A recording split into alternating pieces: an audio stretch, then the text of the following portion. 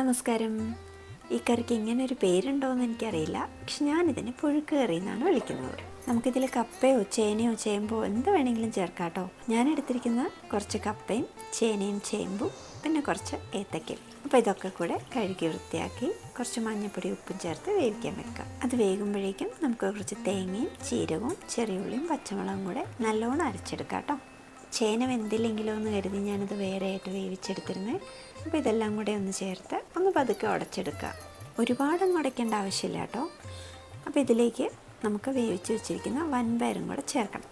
അപ്പോൾ ഇതെല്ലാം കൂടെ തിളച്ചൊന്ന് കുറുകി വരുമ്പോൾ നമ്മുടെ അരച്ച് വെച്ചിരിക്കുന്ന തേങ്ങാക്കൂട്ട് ഇതിലേക്ക് ചേർക്കാം. കുറച്ച് നേരം ചെറിയ തീയിൽ അടച്ചു വെച്ച് ആ തേങ്ങയുടെ പച്ചമുളകൊക്കെ ഒന്ന് പോകുന്നവരെ ചൂടാക്കാം. വെളിച്ചെണ്ണ ചൂടാകുമ്പം കടുക് പൊട്ടിച്ച് ഇതിലേക്ക് ചുവന്നുള്ളിയും വറ്റൽമുളകും കറിവേപ്പിലയും ഒക്കെ ചേർത്ത് മൂപ്പിച്ച് ഈ കറിയിലേക്ക് ചേർക്കുക. കുറച്ച് സമയം അടച്ചു വെക്കുക. നല്ല ചൂട് ചോറിൻ്റെ ഒപ്പം കഴിക്കുക.